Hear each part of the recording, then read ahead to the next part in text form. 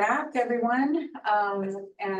Thank you for taking time on what probably could be a pretty productive day for most of you. And I'm sure you have a long list of things that you could be doing, but this is, I know, a really important conversation. And so I really appreciate you being here and taking the time. So it looks like we have some folks on Zoom today. And so I think what we wanted to do is just do a round of introductions again.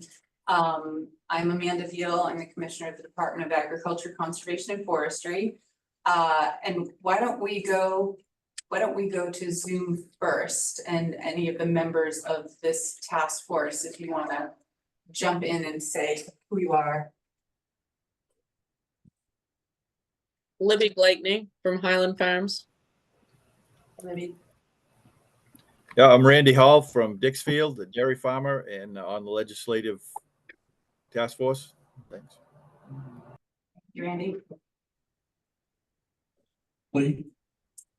Good morning. This is Lee Chase from Hannaford Supermarkets. Hi, Lee. Thanks for being here. I think the others are public members. Okay, so we'll have time for public comment later. And so if we can go around the room here, and why don't we start down at the end here? I'm Ethan Robertson from Farm Credit. Heath Miller, I have a dairy farm in Newburgh, representing this task force as part of Tier 3. Annie Watson, I'm an organic dairy farmer from Whitefield, and I'm also the Maine Dairy Industry Association slot from the task force. I'm Jody Sapphire. I'm in the Commissioner's office and I'm facilitating. And I'm Craig Lapine. I'm the Bureau Director at Ag, not on the task force, but providing staff support.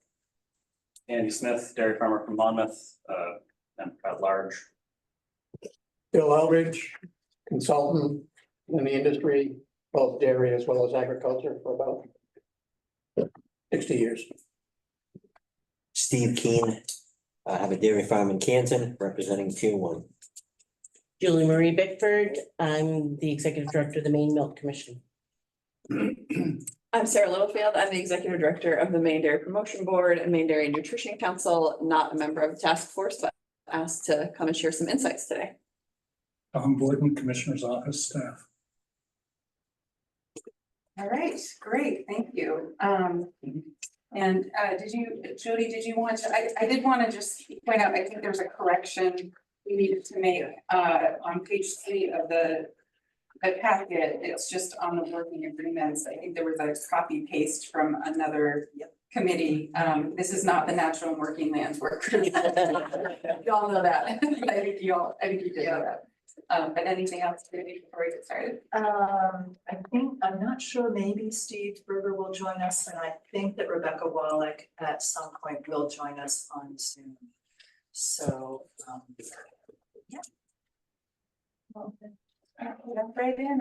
Yeah. All right, well, I know that since you first met last month, Jeff Bragg has joined the task force as well, so that's the full group. He unfortunately could not be here today. He's out shopping, and so he may jump online on and on later this morning.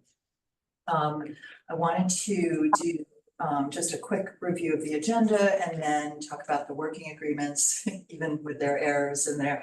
And then we can jump in with Sarah Littlefield. Really appreciative that you're able to be here and provide some insights. So one of the things that I think you'll recall at the last meeting was that we spent the bulk of the time going through the recommendations from the 2003 task force and then all of the updates that happened since that time. And we didn't want to suggest that ideas that were developed initially 21 years ago are the only good ideas. So we wanted to make sure that we provided ample time at this meeting, small group, to be able to just, think through a pile of new ideas. And however half thought through, half baked, anything's great. So there'll be a fair amount of time on that, and then coming back into full group and sharing what you came up with in those small groups. That said, you also did identify about 5 of the initial 2003 recommendations that it sounded like you felt like were worthy of deeper considerations. So we thought we could tackle a few of them today, at least initially, and then see where that leaves us. So that would be the bulk of the meeting, always an opportunity for public input at the end. If for any reason, those who are either, sorry, in the room, sorry, you should probably, just because you're here and it feels funny not to, if you want to introduce yourself as well. John Nutting, former dairy farmer, former Senate Chair of the Ag Committee. Just here to possibly speak in the public time later on. Great. I do want to be sensitive to the fact that we have, likely working farmers on Zoom, and if you're finding that you would like to provide public input and you just cannot stay till the end of the meeting, if you want to maybe raise your hand so that we're aware of that and we could work to shift things around in the agenda. We don't want to miss the opportunity to hear from you. That's pretty much it on the agenda. And I just wanted to really quickly go through the working agreements because oftentimes there's something that get put into a document and then we just sort of fly by them. So as I mentioned at the first meeting, we are committed to starting and ending these on time, early if we can, but never committing to that necessarily. We're trying to certainly provide the opportunity for folks to meet in person, because I do think that oftentimes the best work happens when people are face to face. But always provide an opportunity for folks online who can't make it. And if you're able to have your camera on while you're online, again, we're just seeing your face and realizing that you're a full person. Rebecca, would you like to introduce yourself? I apologize. I'm joining a hand at one of our facilities today. My name is Rebecca Wallach and I work for HP Hood. I am the Senior Director of Dairy Sourcing and Policy. So happy to be part of this task force. Thanks for zooming in. Just going quickly through the working agreements. We were committed to having a 10-day period where you can review materials. So I have put on the calendar for all subsequent meetings that we'll be getting the materials out to you 10 days in advance. And hope that you take the time to read the materials, and if there are any assignments, to do those in advance and just be, fully here while you're here and then, some of us are quieter than others. So if you just maintain some awareness, if you're somebody who doesn't talk very frequently, definitely jump in because we want to hear from you. Where there's disagreements, I think that's really the time where the best work can happen, and to just make sure that we spend time on those areas. If there seems to be an issue that all of you who are extremely knowledgeable in the room are viewing differently from one another, to me, that is a really important topic to address. So we'll make sure we do that. And anytime you can add humor into any situation, we feel like it's for the best. So always welcome. With that, I think I just want to turn it over to Sarah. And you all received that podcast with a few sections that sort of described what national trends were for consumption. But obviously Sarah can provide more nuance that's specific to me. Thanks for inviting me. I told Mr. Miller that I would prepare my stand-up routine after reading your humor is welcome. So the podcast that I shared with the commissioner and Jody was that of the National Dairy Checkoff, which we work really closely with, and they chose the sections that they thought might pertain. We do in Maine tend to follow the same trends, consumers in Maine, and often exceed those trends. And nationally, we can break down things by state. We can break them down by container size and fat content and all of these things. So there's a lot of information that we can provide. But I think that what might serve the task force best is to just kind of recap some of those themes quickly, and then let you ask your questions and see if we can provide more information for what you're actually hoping to gain for knowledge. So when Madeline Daly from DMI and Peter Vitaliano from National Milk Producers Federation were on the podcast, they covered consumption, exports, and fluid consumption as kind of areas in the first breakdown that was shared with you, and just kind of how those trends are with consumers. So consumption is up, it's just different. It's not fluid milk typically. We're typically eating dairy products. Exports remain up, and we're exporting things like whey, which used to be a byproduct, but is now very valuable for its protein content, and cheese overseas. And then fluid consumption does have competition, but it's from water and coffee, not from the alternatives to dairy, as a lot of people think. Those are actually trending down drastically. But we're trying to find innovative ways to be more in those spaces. So making sure that real dairy creamers are used in coffee consumption, or new coffee products that are coming out, using whey protein in sports drinks to improve the protein that are in those sports drinks. So finding innovations to be in those spaces that are competing with dairy, so that dairy is an ingredient in them. Consumer trends are health and wellness, especially post-pandemic, are a really big concern of consumers. So dairy provides those things with high protein. So I think you heard Madeline talking about cottage cheese, and the sales skyrocketed because of social media and higher protein and health and wellness all kind of coming together in a perfect storm for cottage cheese. Whole milk sales are up in ways that they haven't been in many years. And then innovative products being looked at. There's two products right now that are like a caffeinated milk drink, chocolate milk, on the market, that are seeing good sales results. Consumers are looking for things like probiotics. So those are the cultured products. We have sour cream, yogurt. And then lactose free is just perceived by consumers to be more healthy. So we're seeing a lot of sales in the lactose free area. And all of these trends, just like I said, in national, the same thing is happening here in Maine. Convenience, so smaller package sizes tend to be there is some thought that perhaps that's a price thing too as well. So if you can go to the store and buy a half gallon instead of buying a gallon, you might buy a half gallon.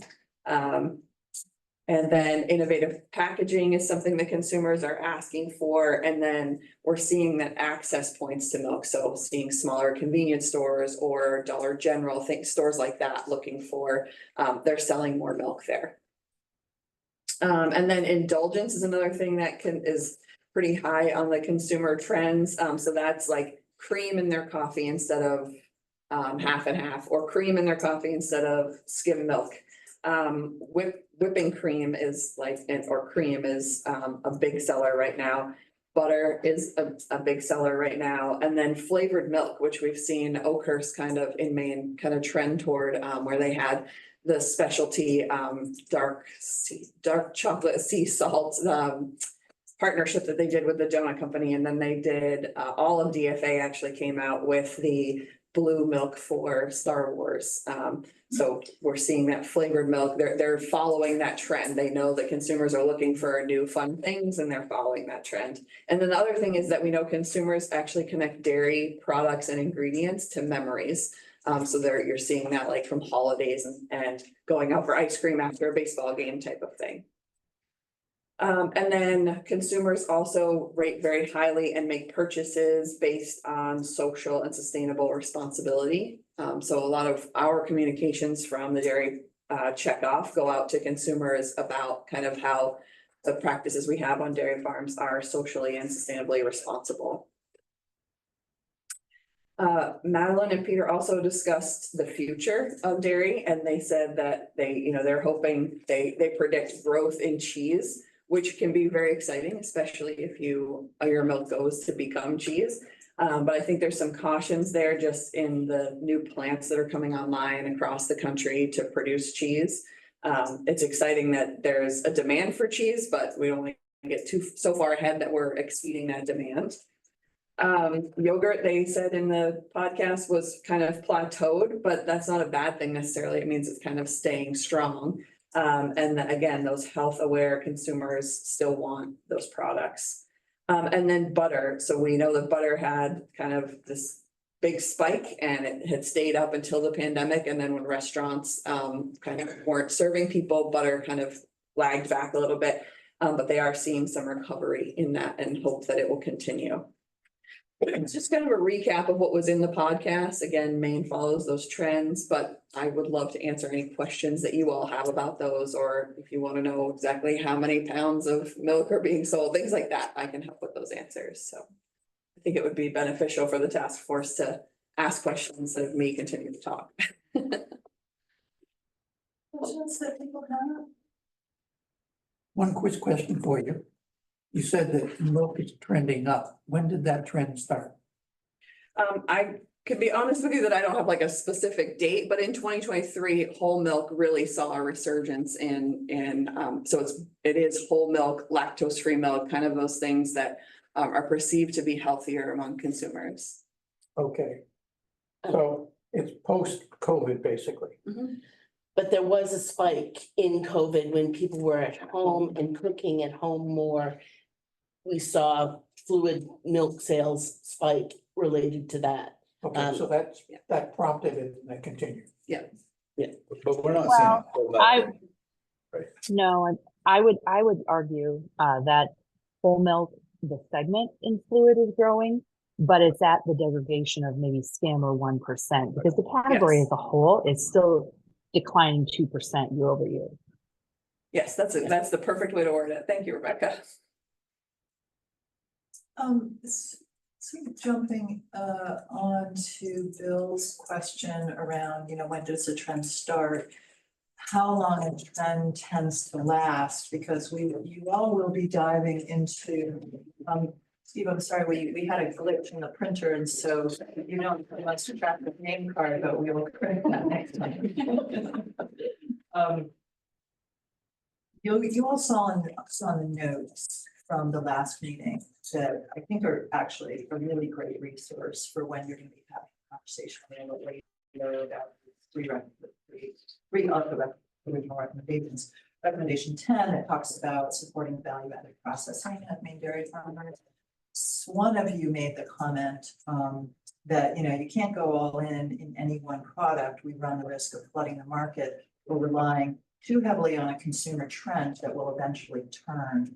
And so I'm just kind of curious historically, like is there a length to a trend, or is that kind of an oxymoron or a contradiction, because a trend isn't something that's, yeah. Yeah, I think it is exactly that. That's the definition of a trend, right? Like that it is gonna kind of have a moment and then kind of go back down. So I think that necessarily following the trend may not be the best thing, but I think that knowing that dairy is still providing something that consumers are looking for, they're just looking for it in a new way, is important for us to focus on. But we're seeing a significant investment in cheese plants across the country. So this is a trend that nationally they're picking up on. The industry is definitely following that. Yes, it's been more and more, and not what we call processed cheese, but they're looking for natural cheese, right? So they're looking for cream cheese, they're looking for cheddar cheese, things like that. And that's what those plants are investing in currently. But some of those large plant expansions, they're actually after the protein or the whey, and the cheese is the byproduct. So there's a little bit of a chicken and egg in some of these cheese plants that are being produced or built, sorry. Lee.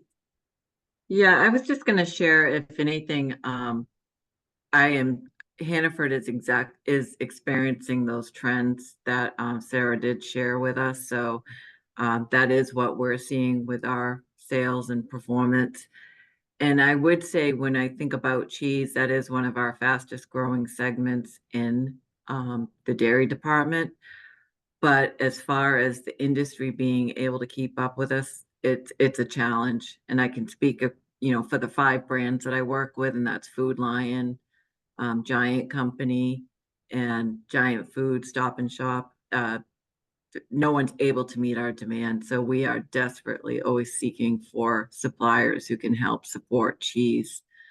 Archie's business. So I just would share that piece of information with you. Is there anything more that you would want to know on the innovative packaging front? Or Sarah, from Sarah or Lee, you, just in terms of the consumers, what they're interested in?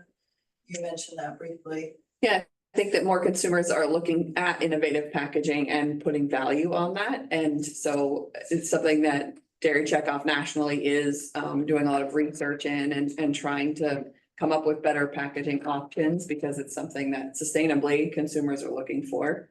I don't know, yeah. Yeah, convenience and sustainable packaging are extremely important to our consumers. And that's what we're consistently looking for new options and options that are cost effective as well. Because obviously we're trying to continue to provide value to our consumers as well. Sarah, can you talk to us at all about shelf stable milk and ultra pasteurized milk and how that's changed and become?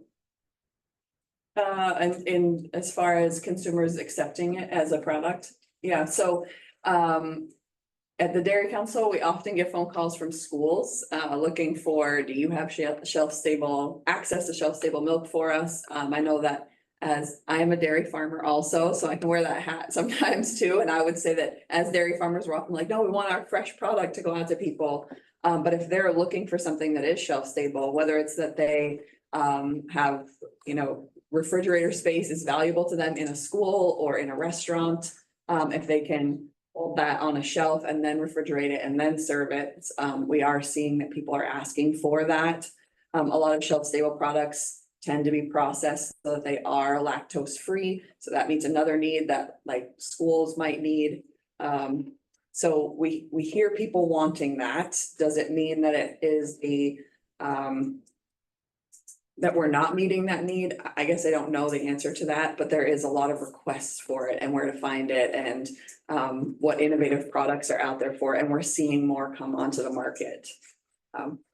I don't know if that answered your question, but. Yeah, no, I think it's just interesting to think about how that's changed some. And like, I mean, one of the things that everybody's talking about in the industry is the Fairlife plant in New York that's being built, right? That's a division of Coca-Cola. And just like completely anecdotally, I notice a lot of the smaller gas stations, convenience stores that maybe had problems getting a minimum order of milk or shelf life stuff of milk, like that's what you see on their shelves now is Fairlife and so forth, not necessarily the Oakhurst Hood or fresh products. Right, so they weren't able to store as much as they could sell in a week. There's less stopping of those local trucks that are putting that in there, so they might only get a once a week delivery. They have to order a minimum, which is more than they can actually store. And I agree with you that you're seeing that more, that it's easy to have that Coca-Cola truck pull in and they can keep it, you know, stacked outside and then outside the cooler, I mean, and then put it inside the cooler when they need to make it cold for the consumer to pick up. Yeah. Yes. I think a lot of the extended shelf life trend, why it's so unusual for us here is because there are not as many extended shelf life plants in definitely New England, but in the Northeast, which is what makes Fairlife coming on board such a big deal. I think there might only be one. I'm looking at Rebecca to see if maybe in the Northeast, but I mean, they tend to be. Go ahead. We have two. We have two. Two in the Northeast, okay. But they tend to be further west. I mean, there's a larger percentage of them outside of our regional area. So, you know, the focus, our lens that we look through is a little bit different on how we look at that. Sure. Other questions that folks have for Sarah? Yes, I have a question for Sarah.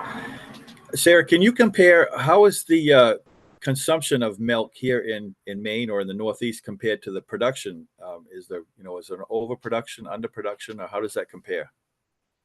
Sure, so I think that's something that maybe Julie, Marie and I can tag team since she's the production expert here. And in the first quarter, in Maine, total sales, oh, they have it in gallons, so I'll have to do some It's math okay. here. You can do it in It's okay. gallons, okay, so this is the first quarter of total milk sales in Maine, is gallons. I'll do the math while Sarah talks. I don't know what I need to say until we get the math done here, Randy, but yeah, we have those numbers and I did provide Jody with all of these things that I brought with me. I just brought a single set of everything, but it's basically sales in fluid milk broken down in many different ways. Cheese and yogurt, all broken down in many ways for the first quarter, both Maine and nationally. And then the totals from 2023 broken down Maine and nationally.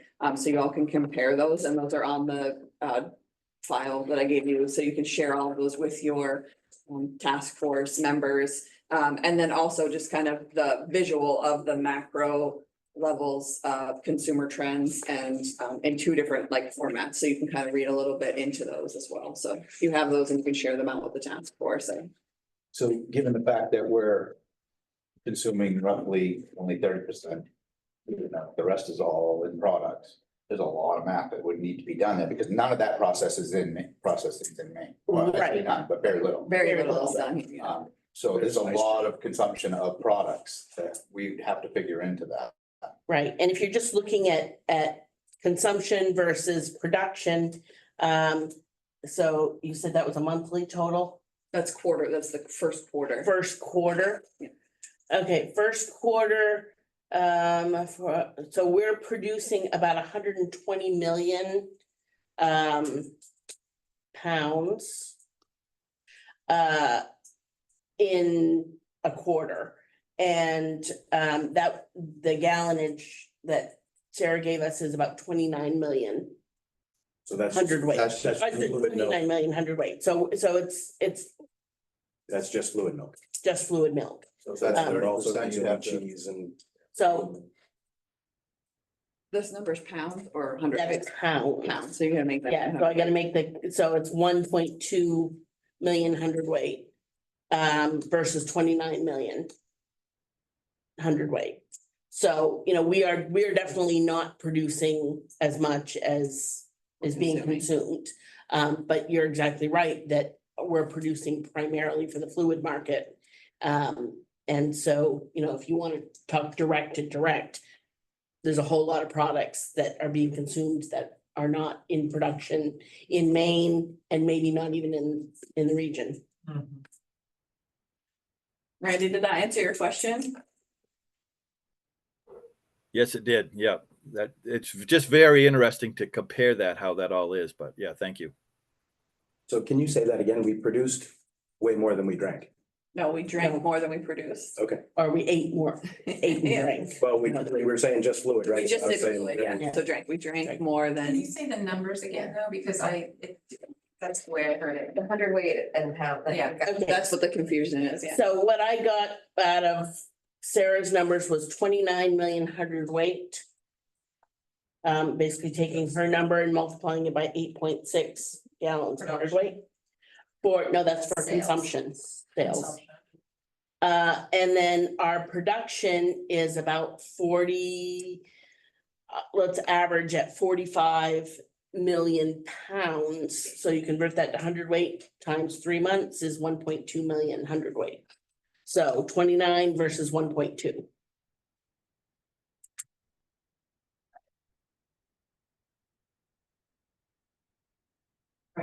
And in those documents that you can share out, I think one thing, just for the first quarter of 2024, total milk sales were down in Maine 1.5%. But lactose-free sales were up 13%, organic milk was up 1%. Sales of protein, higher protein was up 37%.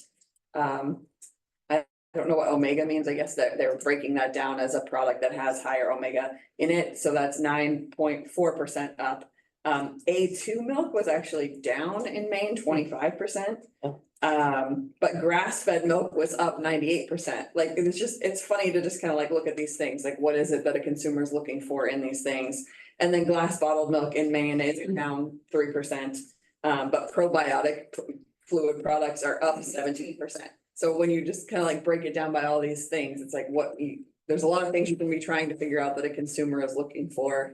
And it might vary. Yep, and I need to make a correction, because I think I ran the calculation backwards. So we're producing 1.2 million hundredweight. We're consuming closer to 400,000 hundredweight, so it is in the other direction. Okay, so that makes more sense. Yes. And that's per Yeah. quart. Per quarter. But, okay, that sounds, Yeah, I like it, we can export. but we're only talking about fluid milk. but that's so only correct. fluid milk. We're bringing in all the products. Right. 95% of the products that we're not talking about. So, I mean, even, they may go out and come back, but.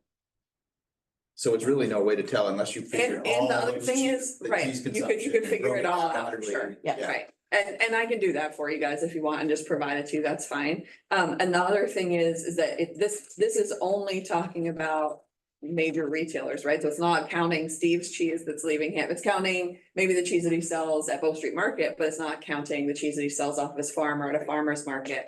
And the same thing for Andy, right? It's talking about what might go through Hannaford, but it's not talking about the school channel he sells through or off of his farm, things like that. So there is, some nuance there just to be aware of. So it sounds like you could provide an even more concise summary of, can you just capture what that is that? So I think what Randy was asking is, what does consumption look like? Make it all the same units, whether it's pounds or hundredweights, versus what production is. So I can do that for you and send it along to you. That would be great. Yes. And you wouldn't be able to provide any insights about edible products. No, you can include cheese and yogurt from this data that we have regularly, cheese and yogurt. Yes. Let's just say quick, like we were talking about other people or whatever, right? But so a whole lot of fluid milk that goes to Portland and is processed and come put in jugs and we drink it here in Maine, right? We're definitely drinking a lot of our own fluid milk. But then, for example, who knows how much, I don't know how much Philadelphia cream cheese gets sold in Maine, but that's made in New York, right? So that's probably not Maine milk. It could be. They could be buying tank loads of Maine milk, but probably not. But the other larger processors, other than fluid milk in Maine, would be what? Gifford's Ice Cream would be a little bit larger one. They're buying tank loads of cream that usually comes from Portland, I think. I don't know for sure, but Right, they're so making a ton of ice You cream. almost be counting that twice though, when you think Yeah. about it Right, like that, right. so. So we gotta be a you little think careful about that. It's raw milk, not previously processed, so it would be like Pineland. And. So Pineland would be taking some for cheese. Kate's Butter might, but they might be buying tank They're loads of taking cream. cream out of Portland. Portland, yeah. But sometimes it comes from other places too. But anyways, so they're, a little bit larger processor, not huge by any stretch, but other than that, I don't know if there's any larger type cheese makers none that would be taking milk directly. No, just Pineland. Then Stonyfield takes some directly, They take all of the commercially sold organic milk in the state. but that's going out of state to be processed and then a That's- ton of it is coming back, probably not equal, but. Well, so rather than dissecting this in real time, I think why don't we wait for some additional information that hopefully we could actually include in the meeting packet for the next meeting? Yep. Which will go out about 2 weeks. But so just to give an idea of some of the other stuff, right? I mean, the next biggest dairy product that must be consumed in Maine is probably either butter or mozzarella cheese, and neither of those are made on a super large commercial scale in Maine. That's one of the things I was gonna ask about is how much butter is brought into the state of Maine. Tons, it's gotta be tons. Okay, I think just to keep us on track, I'm gonna shift us to the next agenda item unless there's one last burning question for Sarah today. No, just let me say one thing, Sarah. Big changes quarter to quarter can be major, but if the category is like this big as opposed to the whole thing, Oh, absolutely, yeah. Yeah, that's why I provided both the total from last year and then the first quarter, so you have this year's initial numbers. Like that And- glass bottled or grass fed might have been one person. Sure, sure, yeah.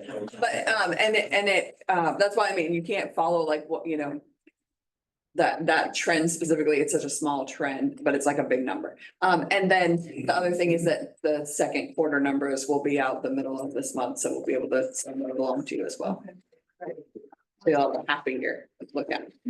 That's great, thank you. Do you mind leaving the hard copy? Yeah, that's fine. packet that you do have? Yep. That's awesome. All right, thanks. And feel free to either hang out, or if you have other things you need to be doing or would rather be doing, we understand.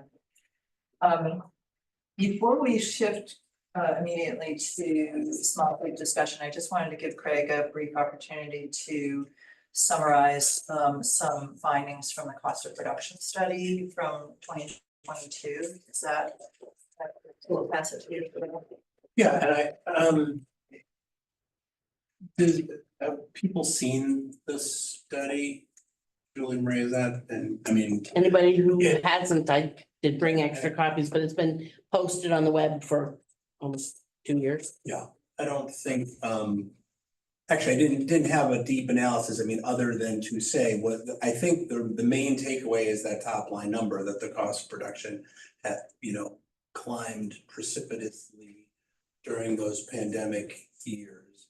I think in terms of our work, and Julie Marie may have a different opinion, I should say your work since I'm not on the task force, but in terms of the work to be done here, that particular study doesn't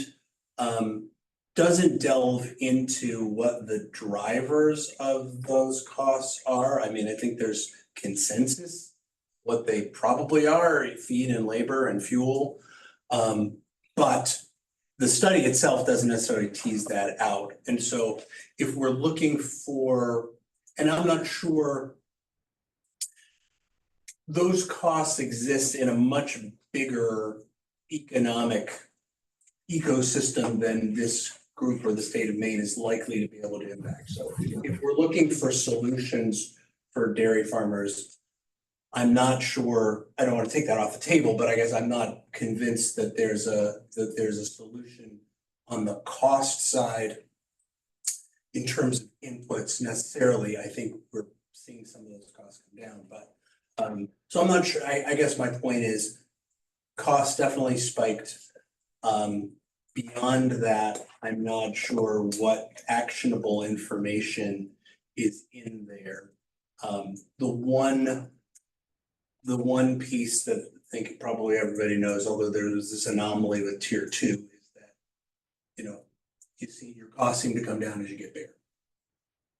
Not a news flash for anyone. So really that was all I wanted to point out, but the cost of production study is available. But it is really that markedly higher top line number that, that drove the tier discussion, that drove the creation of this task force. Okay. Then what we're gonna do now is break into small groups of either three or five. 5 being the people online who are on the task force. What we're gonna do is have maybe 4 of you are currently on there. Jeff Bragg may jump in, but this will be a half an hour of time where you're in a small group, and I'll call up some names in a moment. Where in each of your small groups, if you could start by designating a note taker. And better to write down more stuff than less, just anything at all would be really helpful. And we'll gather those notes at the end of the meeting, so you have them as a resource just to look at. So, and also designate somebody amongst the 3 of you or 5 of you who would report out when we come back and just share what general ideas you came up with. So the groups, I'll just call off the online is obvious, Rebecca, Lee, Representative Hall, and Libby, possibly Jeff if he trains. That's the group online. And then there are 3 other groups. The first would have Keith, Steve Berger, and the commissioner. The second would have Annie, Steve Keen, Craig, and Andy Smith, so 4. And the third would be Julie Marie, Ethan, and Bill Eldridge. And we have indoor spaces if you would prefer. if you'd rather be outdoors, there are 3 picnic tables very close by. So would anybody like to be outdoors? Would any, in this heat? Are you going to be in air conditioning? We have Thomas. Let's make sure everybody has a space. Okay, even if you decide to go outside, you know, you can. We'll be the stinky ones. All right, so there are 3 rooms. Julie Marie, I'm gonna ask you to maybe explain where those rooms are. Sure, well, you've got a room in your suite. I have a room in my suite on the second floor. There's also a room on the second floor landing. You go in the staircase up here in the middle and it's just that on the landing on the second floor. There's also a room on the landing of the first floor that I didn't see anybody in when I came over. So that's another possibility. So why don't you all follow Julie Marie? Well, hold on. I think one group can stay here. Oh, yeah, I'm sorry.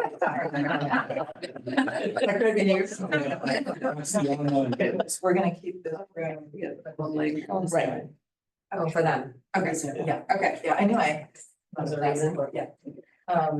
So yeah, if everybody wants to follow Julie Marie. Let me just point out, because we were very bad hosts the last time, there's coffee and snacks and juice in the little kitchen opposite the big meeting room. Please go grab something on your. Useful, and is there any group that would be willing to volunteer to go first to report out to the rest of you? I can go first. Great, and we're recording? Yes, we are. All right. So it was Steve, myself, and Amanda in our group. So we started off talking a little bit about the decrease in fluid melt and what manufacturing products, what Maine would look like in 30 years without having some manufactured products being manufactured here in Maine or near us. Technology, what do we need for farms? Be profitable, investing in area infrastructure, robotics, new techniques, tractors, how to get every farmer being a grant writer, someone who can help determine need. Then we talked about, well, because every farm and every farmer is not a grant writer, maybe we need some sort of a model like NRCS where we have a technician that would come out on the farm, walk around, what do you need, what can we help you with? And we have this program, we have that program. And then retail, searching for more suppliers, but are they looking for the small scale supplier or more of a medium scale supplier? And that took us into, you know, some of the costs around getting into like a grocery store chains for a medium sized supplier. And, you know, what could we do to incentivize the store chains to sell more Maine products? And then we talked about regional branding, how 25, 30 years ago, we had regional brands within every city. Every city had 3 or 4 different processors. They were fighting for the same consumers. So there was some regional branding there. How do we get back to that? I don't know that we do, but that was just our discussion. So processors not wanting to make small stops in some of these more rural communities. How do we get that to happen? And we talked a little bit about that earlier with some of the shelf-stable products. Small scale, niche, large processors. Oh, I kind of already skipped to that one.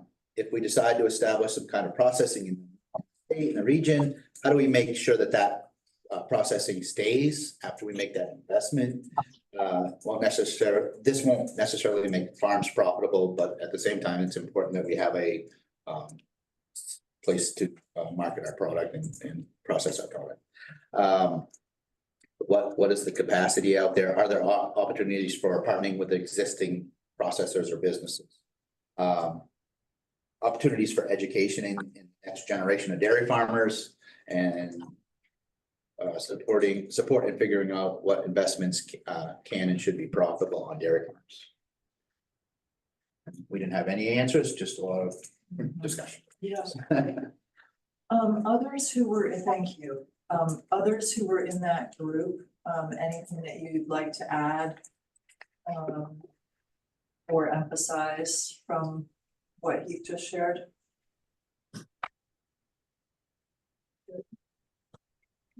All right, great, thanks. Who would like to go next? All right. It was Ethan, Julie, and myself.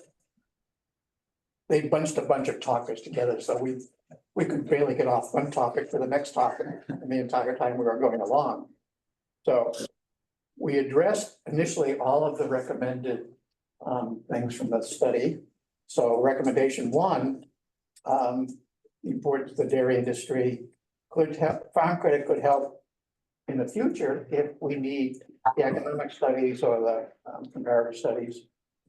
So farm credit does do a lot of the stuff that's currently being done. And so there is once the RFP goes out, farm credit could be one of the bidders on having the information put together that we need long-term for all the different types of stuff. The dairy profit analysis is included in that. One of the things that came up is that we ran into the difference between multi-generational farms, legacy farms, which have limited debt structure. And the fact that new people coming into it or want to come into it basically end up having to take on debt in order to get there, even if it's transiting from parents, so you can maintain basically some sort of retirement money for them. You end up having to take on debt, and that debt, from my experience, I had 2 young farmers in Moo Milk, and they lasted basically a year, and they were gone. I mean, I just couldn't make it. So we need to figure out how to do that, how to move from farms to new generations so that they're not going to die. The Dairy Improvement Fund needs really more dollars to be able to live off the interest. And right now that the sin industries have been tapped before, but only in a minor way for supporting things. And while we realize that it is a political discussion point, that sin is always a good place to look for some more money in order to be able to move it forward. So whether we're talking marijuana or liquor or gambling, those are all things which are really growth industries here within the state. So they are open to being tapped a little bit more.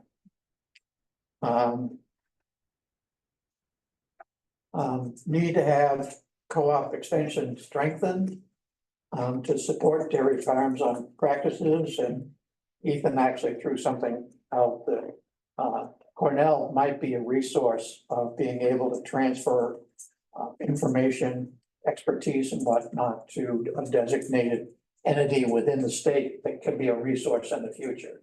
Because our dairy resources have been pretty much gone. That's fair to say. The ranks are very, very thin. Yeah.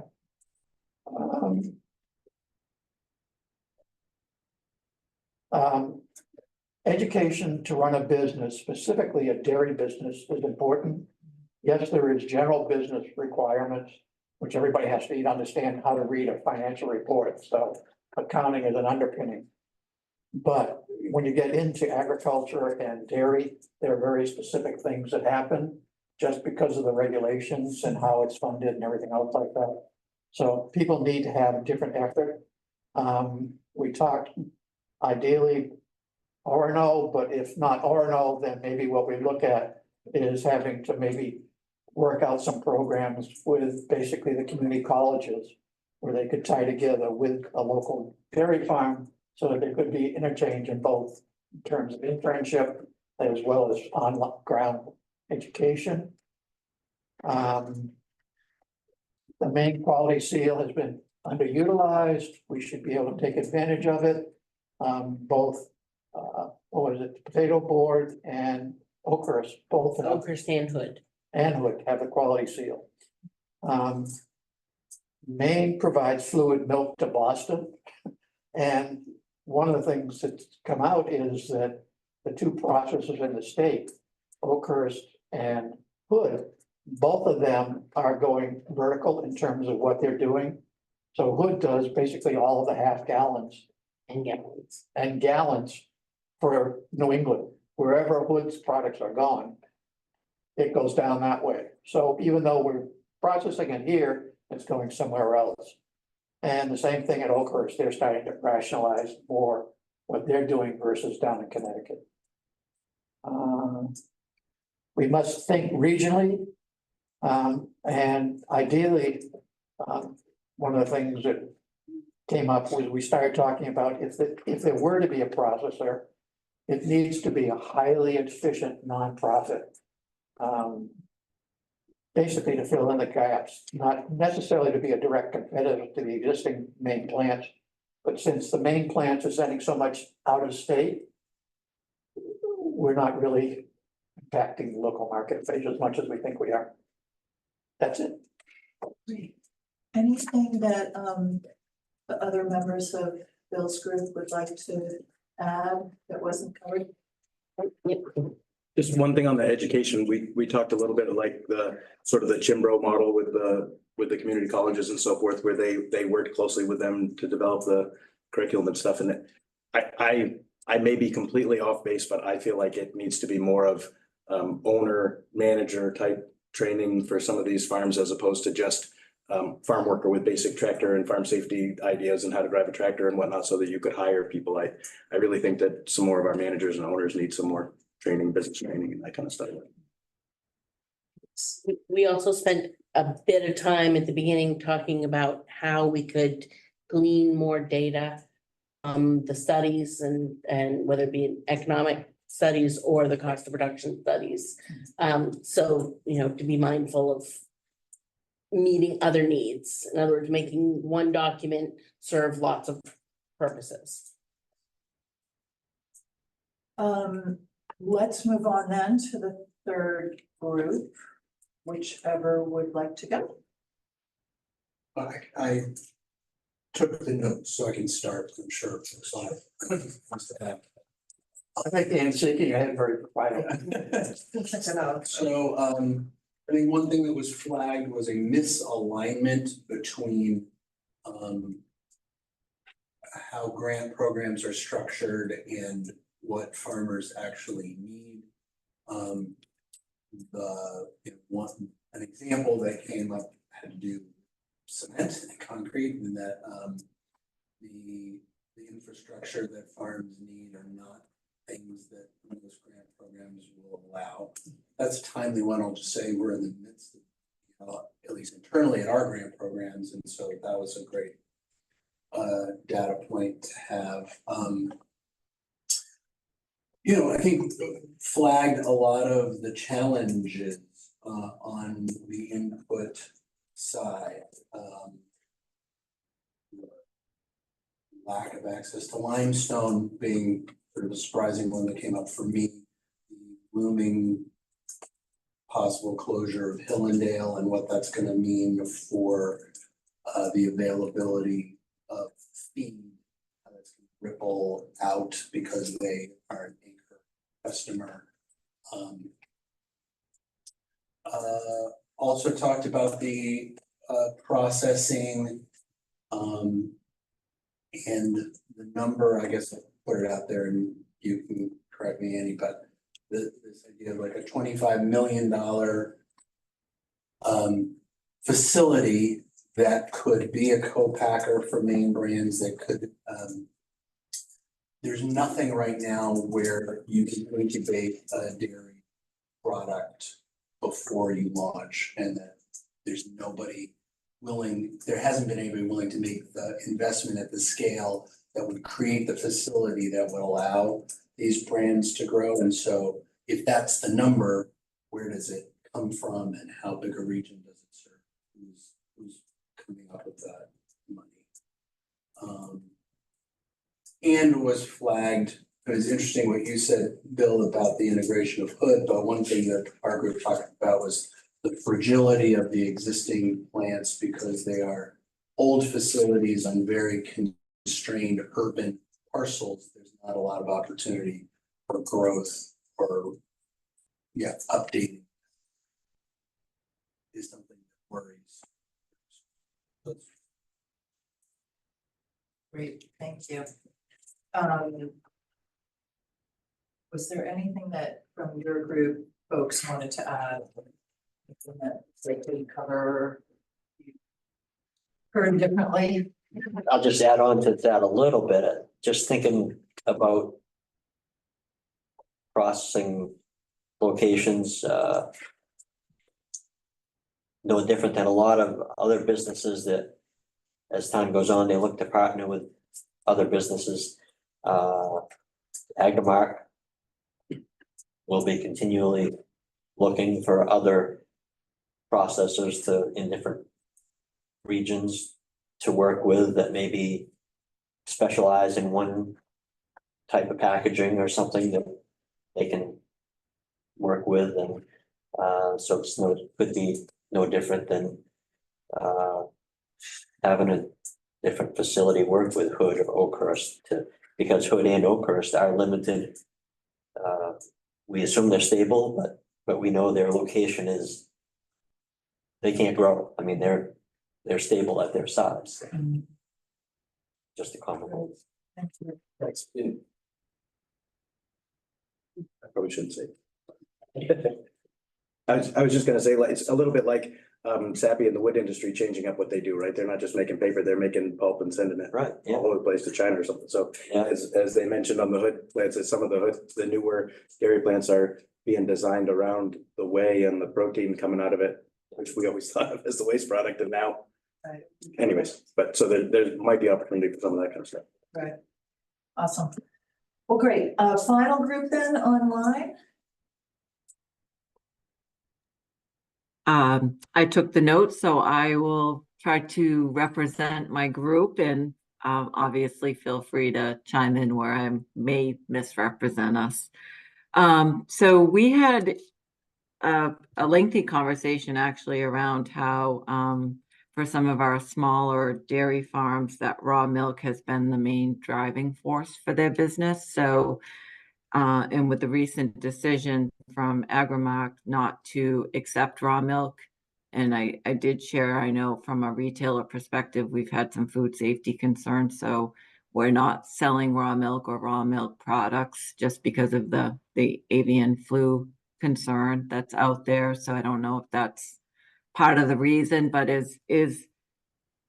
so the idea was really just to really understand how we can leverage the raw milk market and help create some demand for that particular product. We also did talk about a little bit about how do we strengthen the co-op relationships, and we talked about this in several different ways, and it was really about as it related to the raw milk and the raw milk demand, but also recognizing that they are looking to be more efficient with the way they're picking up the milk from the small local dairy farm. So how do we become part of that, those conversations, just to continue to create the demand to pick up the local farms and not just try to do a one-stop pickup. So that's some ideas, or we'd like to put some more consideration around that demand for the local Maine milk from some of these small farms. We also talked about, if we were to look at production capabilities at some of these smaller farms, before we even consider that, we need to address the labor issues that exist. So it's challenging today to manage a farm. So if you add more production to the work, the labor issues are a challenge that we're all faced with. So other conversations and ideas that we talked about was how do we leverage the school systems, the influence the dietary guidelines to keep dairy relevant, dairy consumption relevant. Is there a way to come up with a niche product that either is extending the shelf life or shelf stable so that we can make sure that the milk products are part of the school lunch program and into the summer months as well. So just figure out how to leverage the school system for those, for that opportunity. And then I think this relates back to the raw milk and also some of the challenges around the economic environment that we're all facing right now, but the impacts of the foreign milk coming into our system is a concern, and then obviously what that's creating or doing to the demand of the local milk. Also how the cost of equipment is increasing, and that's going to just have a future negative impact. So we really got to think about the future and how do we protect these small local farms and maybe create that demand again for the raw milk. So I will pause there and look to my group to see if there was anything else that we spoke to and that I missed that we should share.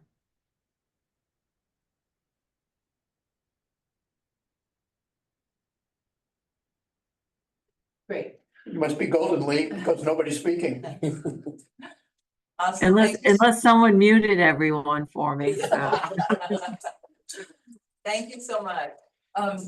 Keith, would you mind giving your notes to Craig before you leave? Yeah. And Lee, would you mind typing up whatever you took and emailing it to me later, and then we'll make use of all of that in order to put together some coherent notes for the next meeting. So, you know, it's hard to do this in real time, and I think, you know, once we get it all down on paper, it may be that certain themes emerge, but I just wanted to ask if, as you were hearing all of this, if things jumped out to you from other groups, just to make sure that we captured that as well, things that you felt were interesting or, you know, don't make sense, or, so just let me open it up for general thoughts if you have any at the moment about it. I would just comment on one of Bill's points, that I would agree that it is concerning that the tier program was not able to be fully funded this last round. And it seems like even though there is competition for other streams to help fund that, I would think that would be a logical source to go. Yeah, okay. Makes sense. Anything else on anything that you heard? Okay, yeah. It came up in our group, but I heard it echoed in others. This question of where are decisions getting made and by whom? And are those, and it raises further the question, are those people at the table? Because it seems like some of the drivers of these challenges are not necessarily here, and may not share the objectives of this task force. So can they be engaged? Right. Absolutely. I think, Yes, go ahead. I was just gonna say something more about the education thing, the more I think about that too with the universities, right? I think one example is the and I should remember his name, but I don't, the guy at UMaine who has done all the timber stuff and the lots of innovation with Dr. Dow. You know, Habib, yes, who's done the composite. the composites and so forth, right? All those different Yeah. things has done, I think. UMaine had a good engineering program anyways, and then so you can specialize in that, and it comes full circle, and it's probably been funded by the timber industry and various different things in Maine as well for a chair there, but that's created a ton of excitement and made us a powerhouse in that area.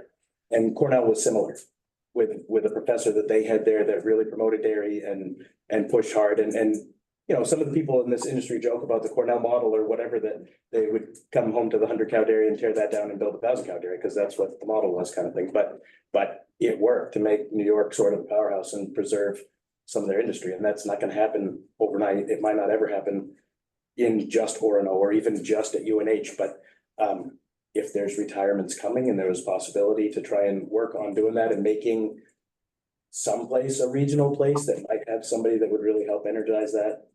You know, and maybe that means new and different products like the one at Orono did for building products and using wood fiber for lots of different things besides paper. You know, maybe that's what it is. I don't know, but Yeah. something like that in the Northeast, not all the way to Cornell, New York, because it doesn't seem that far away for some people, but to other people, that's forever away. Awesome. Okay, great. Thank you. All right, we were scheduled to have a 10-minute break right now, just take the pulse of whether you want to break for about 5 minutes before we pivot to recommendation 10, which is, you know, all about value-added processing. Should we do that and then back? Good. Sure. So it's 11:43, so promptly at 11:50, we'll get going again. If she could come up to the groundbreaking. It's really easy to say no. Groundbreaking, yeah. Recording something. You must speak. Right here. Oh, that's fun. Closest one to it. Oh, does he live up there? Lives in Monson. That's not close enough, but I guess I'm closer.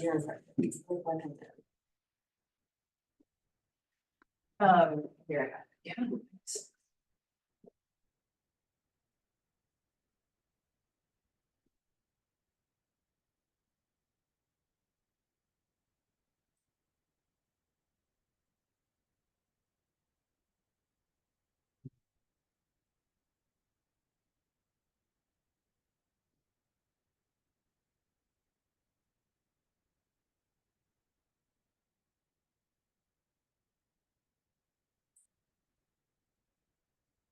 So for all of us in the room, if you want to take a moment and turn in your packet, in the meeting packet to page 9. The bottom of that, where it says goal 3, right after that, it's the notes about recommendation 10, and they roll on to the next page for about half of the next page. So it might be good to review that just as a starting point for the conversation about that recommendation. Second.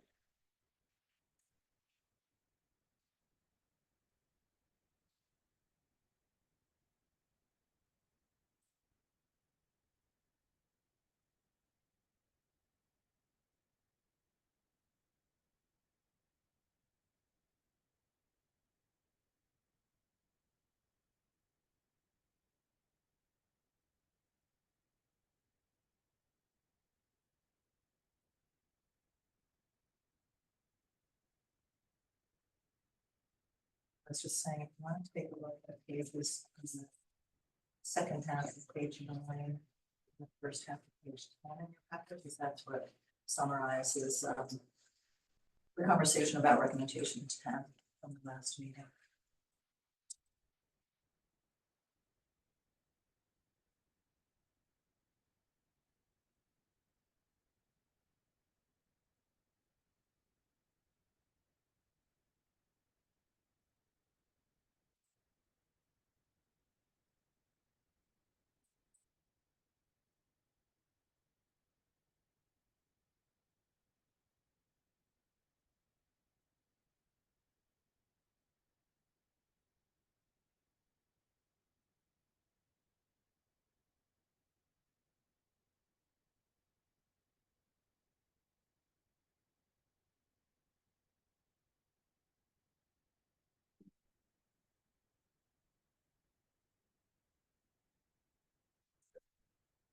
Right.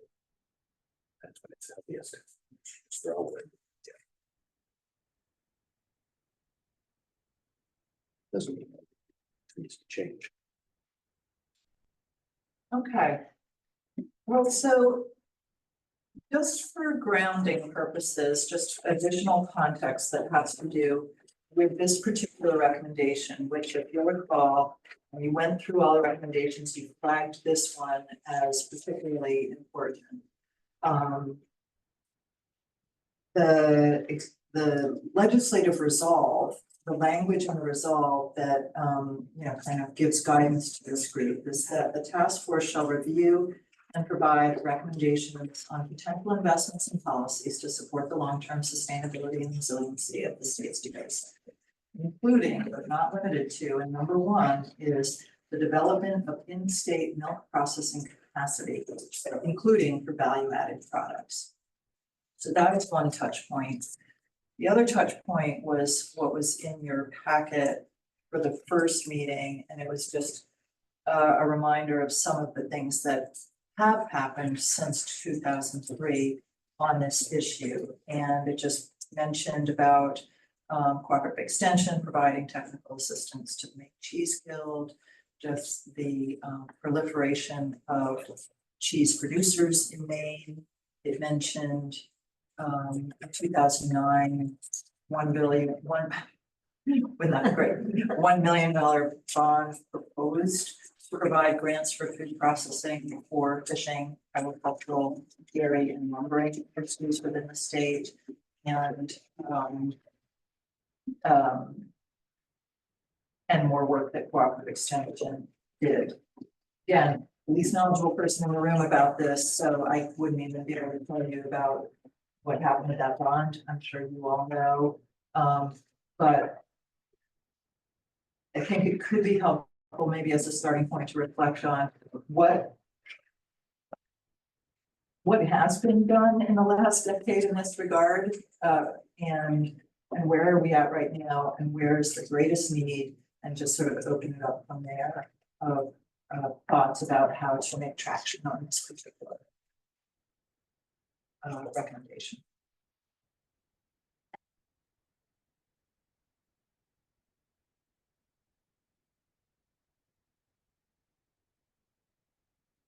Well, let me throw one thing out.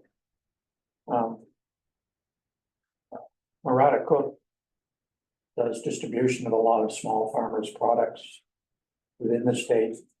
And she's almost exclusively the state in the shoreline of Northeast Massachusetts and New Hampshire. And what it is that they're able to produce a certain amount, but then they reach a level beyond which they're not able to start producing. On-farm processing is restricted by space, time, management, and money. So when they reach a level, they can't go beyond that.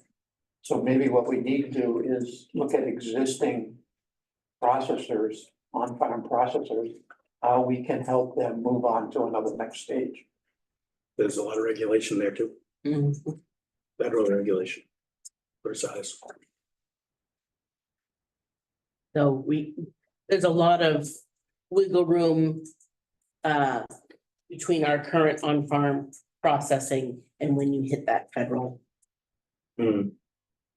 There's still, that's the advantage of being a state order. You have a lot more flexibility. Gotcha. Yeah, but not if you want to ship across state lines. I mean, you don't have to be that large to run into that bureaucracy. That is true. And the lack of,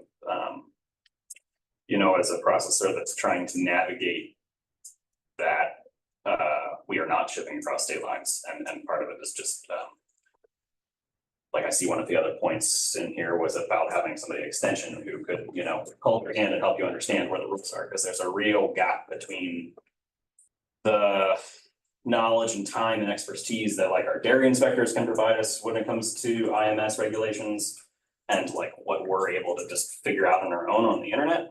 I mean, it's pretty overwhelming. And as somebody who we got AIP funding for a filler capper, that then once we got it, we then realized we're informed by our dairy inspectors that actually didn't meet IMS requirements, and it's just like, so it was a real waste of public funds. And now we have something that isn't really useful to our business either, so it's just, having some educational resources that can help us figure out that what feels like the dealing with the state of Maine as an own farm processor. State Department of Agriculture, our inspectors are great. It really often feels like we're working together to figure out how to do this. The federal government is not going to feel that way, and that's the story that I get from everyone who has dealt with that. So just feels like there's like a real leap in terms of where we have to be with all of our SOPs and just our understanding to like make that transition to selling across state lines.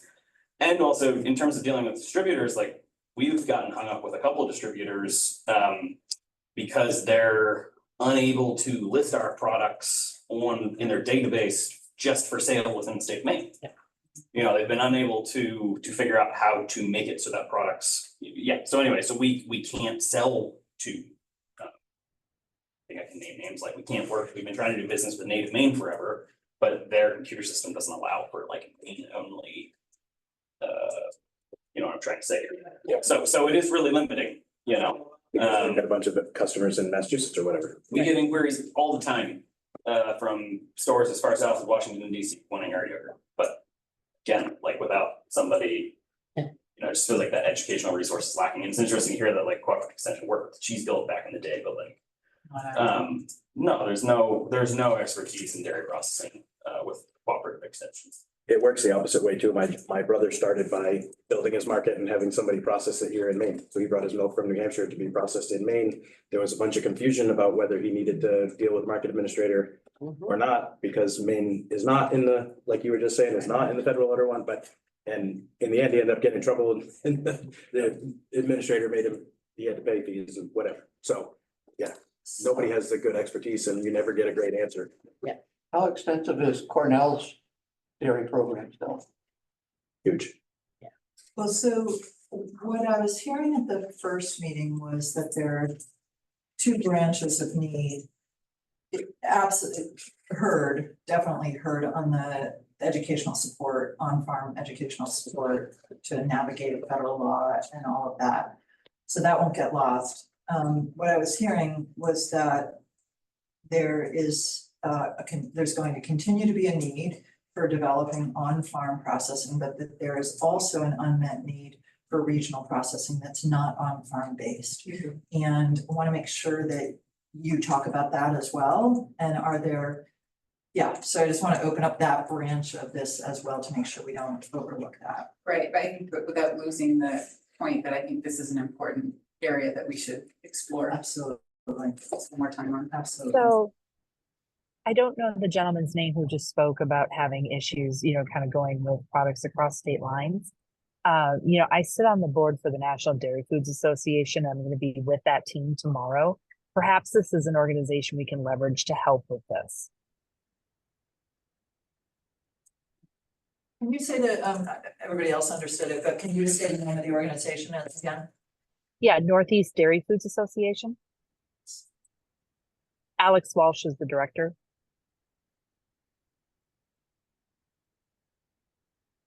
Great. You know, I think that's interesting because that's something that Rebecca maybe sits on and some of the larger resellers and processors and so forth might sit on, but there isn't a regional organization for smaller processors, whether it be on farm or a small. I've talked to my brother about that before. We've thrown that around, like whose job is it to try and organize that? But you know, even just like an industry group where you guys could share some of your ideas. And I've also talked to people about that. If you're talking about a regular dairy farm, I hesitate to say commercial, but like a regular dairy farm, they work great in groups together because they're not stealing each other's trade secrets. Like the worst thing you worry about is that they're renting away a piece of land that you're already renting or something, right? But there's little competition between a regular standard dairy farm, whereas you guys get together, you might be like, well, I'd love to tell you how I make it, but then you'd know how to make my yogurt, or, you know, it might be a little bit different. People are pretty cooperative, but I mean, and not only that, but you can face, there are some antitrust stuff that you can get in trouble with too, if you're not a little bit careful, but it would be nice to have an industry trade group of some sort for small to medium sized processors that could share some ideas, work together a little. This might be very timely because I picked up through the grapevine that it looks like the UMaine food testing program that Beth Calder runs. Apparently they're losing a significant source of their base funding, so that they're only going to be able to survive off what they charge for fees. And they were already understaffed, I mean, the demand is so great.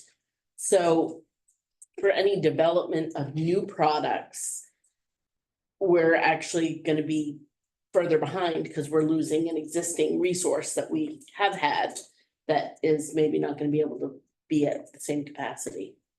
And the initial fundings. Was through the university, it's, yeah. And that's pretty much one of the only programs that does exist. I mean, we've sent, over the years, we've sent our employees there to take the dairy safety course. Yeah. Yeah. So. Right, for example, when my brother did his on-farm processing, he went to Cornell for the dairy pasteurization school that they do, that's like a week-long. Yep. School that's hands-on and.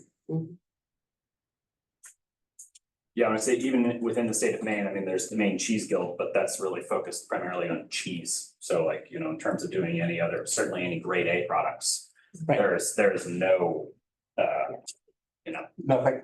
There's nothing, yeah, so, you know. No, probably Cornell's the closest, right? Yeah, or I don't know, maybe, you know, should be going to courses at Cornell, you know, I don't know, but I'm not familiar with those resources. That's a whole other thing. Certainly be nice to have something closer to home. But yeah, and I don't know, I mean, Steve, like, are you guys shipping cheese across state lines? We do, yeah. Yep.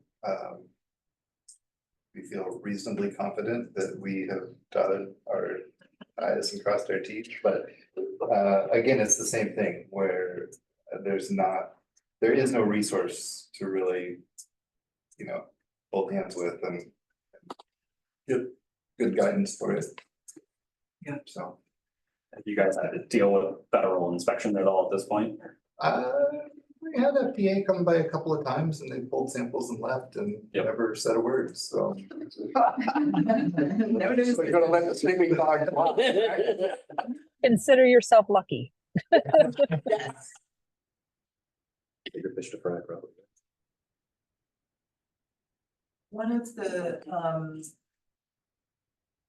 issues on the financing side that came up at the last meeting, and I think was alluded to at this meeting as well, was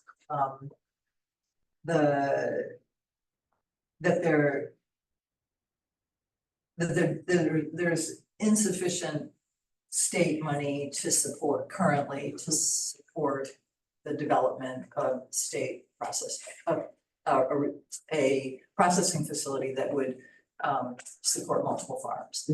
And are there thoughts that you all have about that? I mean, you know, I think what I'm trying to understand is what, from dairy farmers' perspective, you all feel is the need for that that type of processing and how you believe it would best be supported or financed or something like that. Like, are there insights that you have about that? I'm sure. I think it's the challenge with just say like 30 million dropped out of the sky or we could raise 30 million, which I mean, it's possible, like it's possible to raise that kind of money.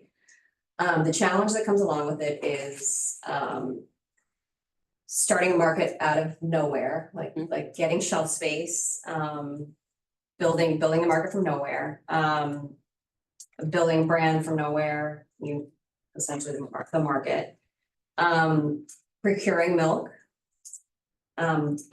associating those costs, whether it's, asking a farm to drop the market they currently have and ship to your non-existent market that you're just building from nothing. That is a real risk, given that once you leave your current market, it's really difficult to get back onto that market because co-ops are not accepting farms back, whether it's organic or conventional. Now that, I don't know if that will always be the case, but it is the case right now. So for the past 7 years, I've been trying to stand up in-state organic dairy processing because we have none in the state. Andy and I have been working very closely trying to do this in many different scenarios and places throughout the state. Our idea was to incubate it, not unlike your brother did. We started at Pineland. We had a really great relationship there, we thought, and we were able to secure a tremendous amount of grant funding through the USDA. And overnight, that relationship went out the window. So then we tried 3 different other places that were sort of smaller opportunities, and none of those places worked either. Whether it was a lack of experience, changes in management, or just not a good fit, or too expensive. Or rent costs, basically. So I think it's asking a lot of not only farmers to take a huge risk, but a lot of anybody in the management of a plant to try to set something up without building it slowly. It's been like heartbreaking for us to have gone through this and to now be here. Because we're also seeing at the same time, our organic market is just, the farms are, they're getting tired, losing money, and we're worrying that we're at a tipping point. We're gonna just continue to lose more organic dairy farms. So that has been part of, why we've been wanting to be so engaged in this process. So, yeah, to say like building a plant is the answer is not the answer that we want. It's not the answer that everyone wants it to be. It's very much a chicken and the egg. You need some kind of scale processing if you're gonna be able to support multiple farms, but you need to have an existing brand or something to market. You can't cold call market. If you don't have any examples, if you haven't built up at least a small base. And, Bill knows that well. And so, maybe the best chance is to look at opportunities within the state, opportunities to scale up and focus rather than creating from scratch. How do we help people get to that next level? And it might be moving from supporting one farm to supporting 2, and that will be the success rate. And, but even that scaling up, you're dealing with like a farm that's processing on farm, that's processing all their product is at capacity. At capacity physically, emotionally, and financially, and so it's a lot to ask of that one farm to figure out how to make that twice as big. Yeah. Or then how to move milk, because Andy and I have talked about this too, how do we move milk from my farm to Andy's farm? What equipment is involved in that? What kind of truck do you need? What kind of refrigeration do you need? You need to buy a kilo. It's like, what kind of testing, what kind of management changes do you have to make when you're having more than one ownership? and we've thought about all of these variations. No doubt.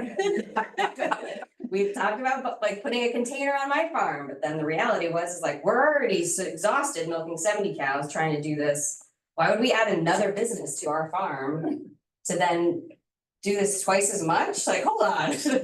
So we took a step back and said, okay, there's gotta be a way around this, because like, I'm very motivated to continue to figure something out here, but you lose steam. It is, not for the faint of heart, especially when you're actively farming. And this is the thing that people don't quite understand, is being a dairy farmer it's an act of faith in itself, but then to also try to do a whole nother business on the side of it is. There's also a lag time in dairy farming that, just the act of getting the animals ready to give milk is a year plus process. Yeah. And so it's one thing to get some of the other pieces involved, but you've gotta keep finding homes for the milk while you're in process, or else you dry everything off and then you gotta wait to bring everybody back online. And so those are some big delays in operational and ramping up that other agricultural entities don't have. So this leads into, oh, go ahead. Just a quick question, Andy, I don't know you very well, and same question for over here. Julie said it's not easy to cold call, start knocking on doors and selling stuff, but that's what you guys did, right? I mean, you started without a brand and built a brand to where you are today. What would make it easier, or realistically, what could we do other than just processing to make that process work for the people who can make it work? I mean, I have these conversations every day with people that say, oh, I think we want to sell milk. It's like, you're not gonna be able to do cold, like, no offense to it, but you're not marketing. And that's what makes that successful. So just to be clear, so my business, the Milk House, we process on farm. Annie and I have been working with a few other organic dairy farmers to start another business. Sure. That would be processing multiple farms. So that one really is like the branding. We were working on the branding and like trying to figure out where that milk was going to go, which is very different than like where we started the Milk House business on another dairy farm. Another dairy farm incubated our business. They had a space that we could rent very affordably. The regulations in Maine are very approachable. You know, we were working with brewing equipment. We didn't need a filler capper. We didn't need a legal pasteurizer to make yogurt. You know, all these things that, again, if you're just going to sell it in the state of Maine, that regulatory environment is very approachable. So we grew from 10-gallon batches of yogurt to, you know, we're making 200-something gallon batches now, which is still tiny in the scheme of dairy in America, but like to us, that's a lot. But I mean, you're supporting yourself, you've built the business. Yeah, so I guess what I'm getting at is like, we didn't have to do what we're trying to do with this larger business, which is a lot more difficult, which is, okay, we need a business that's going to cash flow a $25 million dairy plant from, you know, relatively quickly. You know, we were renting space and buying what milk we needed from the dairy farm where I was working, and, you know, we were able to build a business as we went. So it's just different, it's just very different. One is doable and one is a lot harder to do. Yeah. Some of us know So about do that, we- so, yeah. So let's just follow the thread for a moment of, it would be more practical to expand existing processing operations than it would be to start something from scratch. I'm just play that out for a moment. What is the rough number of on-farm processors in the state right now? Like roughly, just. Oh, gosh, for all products, what was Linda telling us? That we had probably 80 plus? Okay, so do we know? Do we have information on which of those would even potentially either have the capacity, the interest, the wherewithal, the energy? Have we ever done anything? Have we ever asked these people? The closest would be probably the Cheese Guild, if they have done any but it would be internal kind of conversations, right? Yeah, I mean, I would say as a guild member and participant that I'm not very familiar with that kind of thing. And these are the questions that I've been asking for years and years. I mean, we are in that process of expanding our creamery. We're trying to finalize our plans and this fall expand our plant with the AIP funds that we got, which frankly, as we've gone through the process of designing and setting this thing up are, you know, woefully inadequate. And, but that is our plan, is to scale, and we don't intend to milk more cows. You know, we started buying milk from Milk House, what, it's been 6-7 years ago, and we're planning to buy more milk. We did we got a 260-gallon transport tank through a DBIC grant.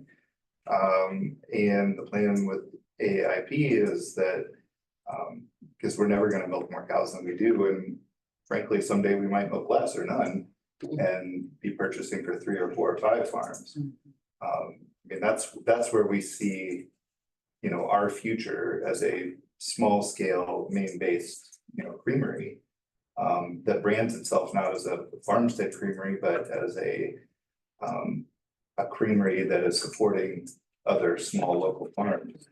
And you know, branding itself as, you know, putting those farms forward as being like, these are the great, you know, producers that make the milk that we make into the best cheese that we can. So, but you know, as we've said in this conversation over and over again, there is no, there's not really any help for, you know, I mean, what we've done has been just bit by bit over 14 years now. And I mean, our first plant expansion that we did, it was such a leap of faith. I mean, you talk about like this leap of faith thing you've got to do.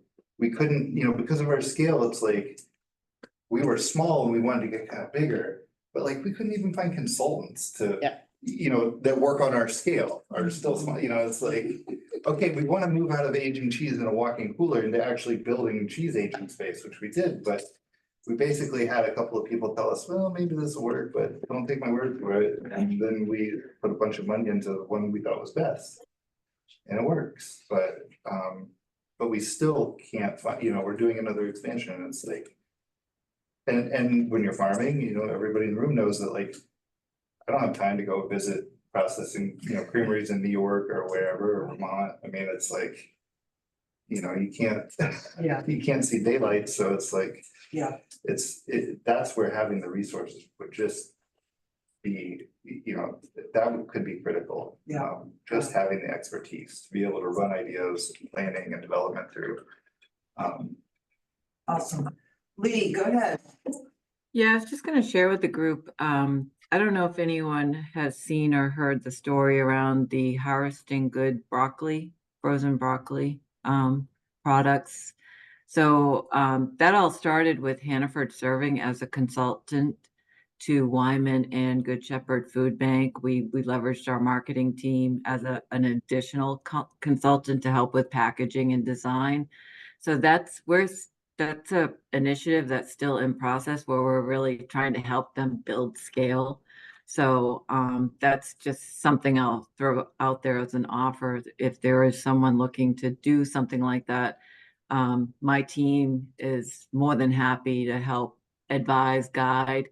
We can pull in the right resources. And I mean, we love those local initiatives and stories, and we're more than happy to support however needed. So if you haven't heard of the story, it's something I would encourage you to look at, just to help with some ideas. So. And can you just say the name again? It's the Harvesting Good frozen broccoli line. So that's just our first step in helping build scale. They're also supplying broccoli to the school systems. And so it's just really, again, a partnership that included Wyman's for production, Hannaford as a retailer, and then the Harvesting Good because they're using some of the proceeds for the hunger relief program as well. So. Thank you. Jody, just real quick, I wanted to mention, I was involved with a grant thing that was going on at the Massachusetts Department of Ag. They've got a huge resource, a bunch of stuff on a website and some recorded trainings and stuff on the laws and regulations for the milk market and so forth. They are in the milk market, unlike Maine, so they had more stuff. They had a big grant initiative to promote co-packing and private labeling for dairy processing. So like farms down there could apply for a grant and get some technical assistance on contacting a list of other people that were doing on-farm or medium-size processing that were willing to entertain working with them to develop a product or scale their product. And their idea was to promote, rather than people not understanding exactly what they're doing, to build a $2 million small on-farm processing plant. The idea was get your brand up and running and make sure it's going to work, and then maybe you can apply for that grant. So, but they've got a ton of excellent resources. That's a great place to start for some of that stuff. Awesome, awesome.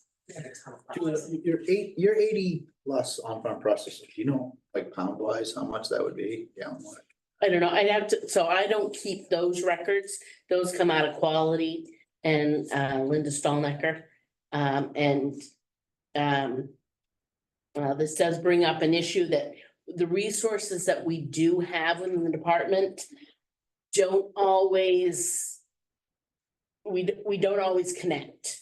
And sometimes if we connect, it's by accident. I had an issue where I got an email from an on-farm producer asking about calibration.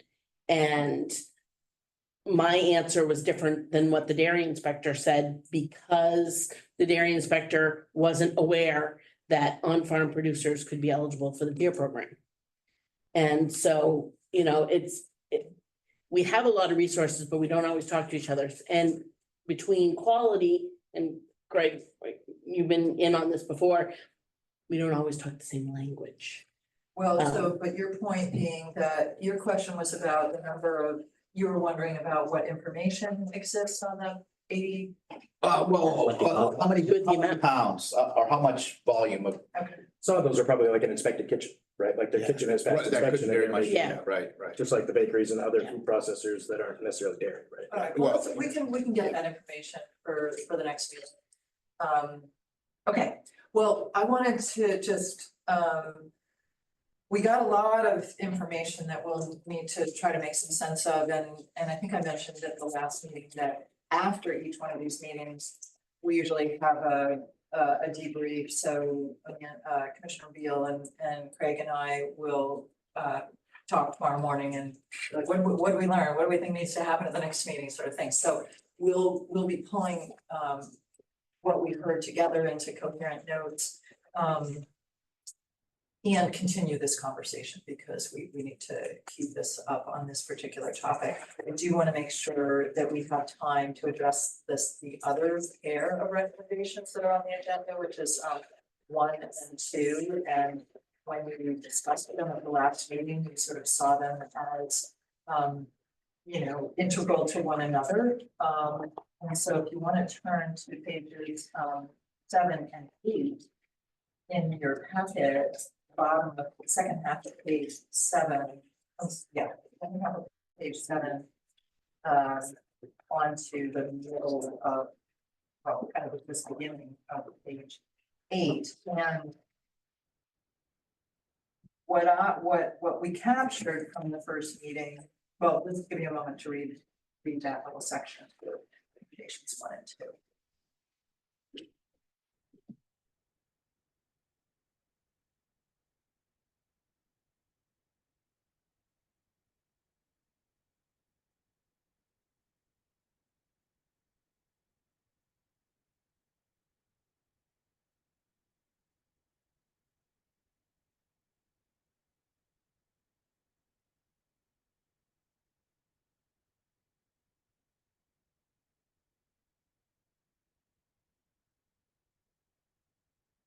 So what I heard at the last meeting was, number one, this is extremely important.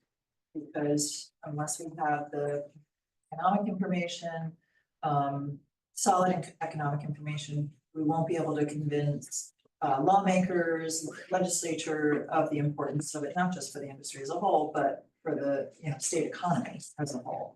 So I heard that. I also got the sense just in the review of the 2022, no, sorry, I'm getting cost of production and economic impact. So I think maybe I'm not sure what the right question is. It's really what needs to be in this study? What's the best way to get it done? One problem with studies is you can get really granular, more granular than is necessary. It takes way too much time and it costs too much money. So I'll just throw that out as a caution. But what do you all feel is essential for a study, given that the last time it sounds like it was done was 15 years ago or more, 17 years. Yes, Julie, jump in. In terms of a cost, economic impact study, it's basically you start at the farm, you've got to research, what's the farm activity that's going on there. So you can, some of that piggybacks off a cost of production study. But then it's a matter of tracing where does the product go and where do the dollars go? And that's two different things, tracing where does the product go, that's a little bit easier.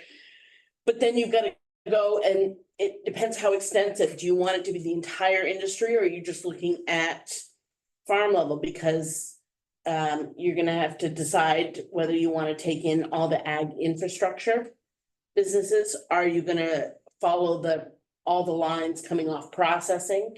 Are you gonna follow the lines all the way to the consumer, which means you're gonna have to take into account the economic dynamic of retailing as well? Those are some big defining questions. this could be huge. I mean, this could be like a state GDP kind of study. Or you can narrow it down a little bit more and say, okay, we're just gonna look, what's the circle around the farm? You know, and go as far as once it hits processing, stop the trace. Well, it likely isn't going to be necessarily as helpful to give that like huge. I mean, we all know that the impact is enormous if you take into account the processing and everything that is involved in that capacity, but I think, I don't know, when Heath and I go and we're in front of the legislature, it's having the direct impact of our farms and like, this is what our farms bring to the community that you see in front of you, or you see around these farms, which might be your neighbors, it might be on your way to Augusta as you drive through these communities. In my opinion, that is most helpful because people could say, well, we can just bring milk in from out of state, you know, and that the processing that doesn't, it's easier to separate, I guess, it out in terms of like the food production. But I think if we can really localize it into our rural communities, that to me, I think has a better, more specific impact. Because because the IDFA info is all like so It's huge, the whole thing. huge thing. So, and those numbers are so big, it almost feels less personal. Because then it's like, wow, it's such a huge impact, but that's not specific enough. So I can write it off, you know, but if you're like, this is how much these farms bring into their local communities and at this level, and then if you go one level out, this is how much they bring into the, you know, surrounding counties, or I don't know, I just find that to be more impactful. If you just take that number that, you know, the amount of pounds that we ship that are reported to Milk Commission, and you times, you know, just over $20, it's $100 million, and it's all out there. None of it's sitting in anybody's pocket. It went somewhere. It's all gone. And so it would be important to find out where it went, right? Because it's not sitting in some farmers' pockets. Right. So, I mean, if we could have that number to tell the legislators, it went here, went to the tire store, went to the diesel mechanic. We all know it went there, but it would be something if we had a third party be able to like put it in writing so we could show. Is there a reason why has not been done since 2007? Too complicated, too expensive? It's money, because it was done in 2003, 2004 by MDIA, and, you know, and they came up with the money, but there's only so much farmer money to go to all kinds of projects, and Do you recall what it cost to do it? I want to say in 2004, Critical Insights, thank you, did it for 35, 40. And they had one chief investigator, but the reason we were able to get that was because he was also doing another farmland study. So he was able to tap into a whole database of numbers that he already had. So, you know, you're talking significantly, to do it well, you're probably looking at 60 to 70 minimum. Well, we've been having these conversations at our board meetings at MDIA, and we've been talking to the university about, like, is there a way to get a grad student? Is this something like a grad student could be funded to help do, and what would that look like? So we've started sort of having these preliminary conversations because we recognize this needs to be updated. We need it updated because we need to know what the numbers are, because it's, you know, it's information that is incredibly helpful to us. So what are some concrete things that could be done to advance this? Any of you been talking to farm credit? We haven't, I mean, Heath talks farm credit. Heath, have you been talking to farm credit? They're done the break. No, we've not been talking to farm credit, you know, officially, so. You know, they are another repository. of Oh, no, information. absolutely. I mean, I think this was part of the conversation here, is like what. No, but to be fair, that was a newer thing, right? I mean, and I mentioned that to Julie when I said, I went back after our last meeting and talked to the other people that I work with in Enfield, Connecticut and New York and said, is that something we could do? Like, I can be the front person, but I can't do it myself. Like, that's up beyond me. I can definitely go visit with people and gather the numbers and help crunch them afterwards, but I need some support behind me. And they said, sure, that's something that we would do. And in the past, we have not been excited about doing something like that. And I think you guys had as good or better somebody here anyways. What better person to have do it than the university when it came to cost production study and so forth? It makes perfect sense for them to do it. If they're But not that's cost available production anymore, study. wait, that's different. I understand that's different, Yeah. but same though, right? I mean, we would probably try and use our local resource. That was a good third party before that, you know. We worry about stepping on toes some. But you've done benchmark, I mean, you've done benchmark. Yes, I do a ton of benchmark. The cost production study would have been more my wheelhouse anyways. Yeah. But farm credit, we do have other economists and so forth on our staff that could help do that kind of stuff. We do basic ones of those of our own clients for our own loan officers and so forth that we use for internal stuff. And we do promote some of that on our website. You know, some of it's just for us and some of it's for the general public. But So I'll just ask the indelicate question, since I have no knowledge in this area. Is that something that Farm Credit, like, do you charge money for that? we would And- definitely charge for that. And do you, because of the agency that, I don't know what your, I don't know the structure of Farm Credit. Are you less costly than, we, you don't know? Yeah, I don't really know. all right, well, good to know. A lot of it, whether they have knowledge or not. Okay, one of the advantages of the previous studies is they had people that were knowledgeable. And so they could trade off with many years' experience. Right.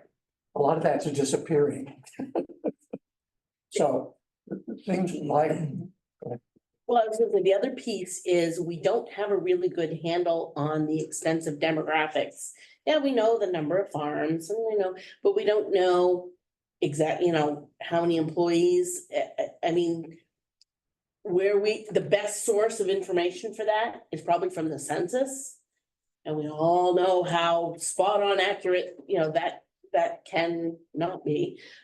So, we're missing a lot of critical information that if we had other ways to gather that, then you funnel it through a Farm Credit or wherever, then you start to get enough pieces to put together a really solid picture.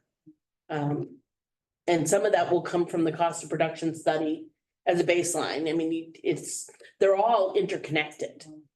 Well, to do the cost of production study again, you'd want to use the same formula that's been developed. I mean, maybe it has some tweaks or whatever that are discussed, but for the most part, it needs to be the same or it's not going to be comparable. And we talked a little bit about that. Farm Credit has some models and modeling and some tools that we use for programs that we already do. And like, so does Cornell. We talked a little bit about Cornell, and the main difference between Farm Credits and Cornell is a lot of Cornell's, they have the farmers input the information already. It's like a website or whatnot. And so it's input in a uniform way, but the farmer does it themselves. With Farm Credit, I go out to the farm and gather the information and put it in my way and then have colleagues that audit it. So it's a little bit different. It could be that Cornell's model fits what you want better than Farm Credits does. It could be that Cornell might come do either the economic impact or the cost of production. I'm not sure. So in 2018, there was a study by this Juan Chen. I believe he was at the University of Maine at the time. He's at Atlanta. Georgia. That wasn't that long ago, and then I thought it was a long time ago until I just looked it up, but Yep. that was maybe a research paper or, That was a grad yeah. dissertation, I think. It was a PhD dissertation where it was looking at the economic value of the tier program. Basically what was the reach? Yeah. So it was a little bit limited in its approach. It really wasn't assessing the full economic impact of the industry, but it did say, basically follow the dollars and look, this is how far it goes, and lots of economic modeling. He titled it, "Is the Dairy Relief Program Really Working?" Right. Yeah, I saw that too. Yeah, okay. Well, we have some possibilities that have been voiced. I think the bottom line is we do need more macro type information for the industry itself. And whether it's a variation of the production or economics, I think that's what we need to address, how the two are different and what needs to be added to the study. Because ideally, what you would do is not keep doing all these things separate. Yeah. But have a study which addresses both needs, because most of the information is the same. Interesting. And the last thing is, I'll just preface this by saying, I started my career as a statistician, so don't hold it against me. But if you have good random samples, and I mean random, even if they're stratified random samples, you can have a smaller number and still have as accurate information. So maybe we also should have a statistician look at the sampling required to make something reasonable. And that really gets down to stratifying, which is more than tier 1, tier 2, tier 3, and tier 4. Yeah, okay. Great. All right, well, just to make sure that we are true to staying on time and getting you out of here on time, I think it probably makes sense to shift to public comment and see if we have any, anybody who'd like to speak either online or in the book. The corner. It's so kind, like kindly. Bring him out of the corner into the middle. Yeah, I'll rotate so I can see the screen.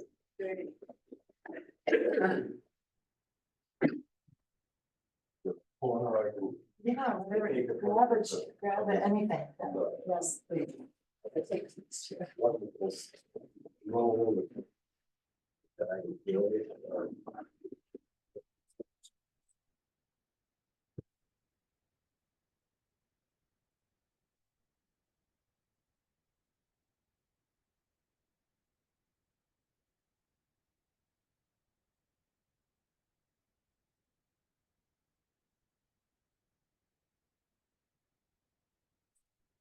Everybody here and online, my name is John Nutting. I used to be a dairy farmer.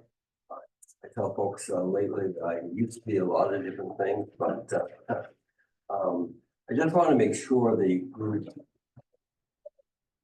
really was in tune with some of the very early history of the program. And I go back with it. I was in the main house way back when, way before the tier, when Representative Pat McGowan sponsored the bill for 4 pennies on a gallon of milk, and it went to dairy farmers, and that was 4 or 5 years before the tier even progressed as an idea. And the first ag economist that started that, Fred Hutchinson from Orono, of course it's passed now, but I always found him to be a brilliant guy, and his biggest fear in staffing that initial work group was to make sure that a state program wouldn't give one farm an advantage over another. In fact, when we started the program off, and we had it a little over a year, and then we lost it in court. And it was the United States Supreme Court that ruled on the tier program, and what we had to do to fix it in order to have it today. And one of their requirements was to make sure that we weren't giving, the program wasn't giving one size farm an advantage over another. And so that was, Fred's initial wishes were to have it be a break-even program only. To make sure that if you chose to milk 70 cows, you'd be X amount of money. If you chose to milk 250 cows, you'd be in tier 2 and get X amount of money. And tier 3, 400 or 500, and tier 2,000 cows, you get that certain amount of money.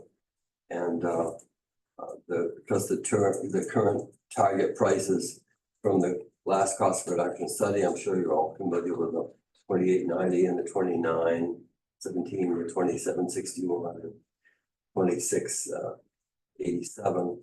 And those are, as you discussed, quite a bit different than the 2021 cost of production studies. But what I've looked at over 20-some years of reviewing cost reduction studies is the amount of difference between the cost in tier 1 and the cost of tier 4 is narrower now than it's ever been. In 2021, the difference was about $3 a hundredweight. In 2021, the cost of difference was about $3 a hundredweight.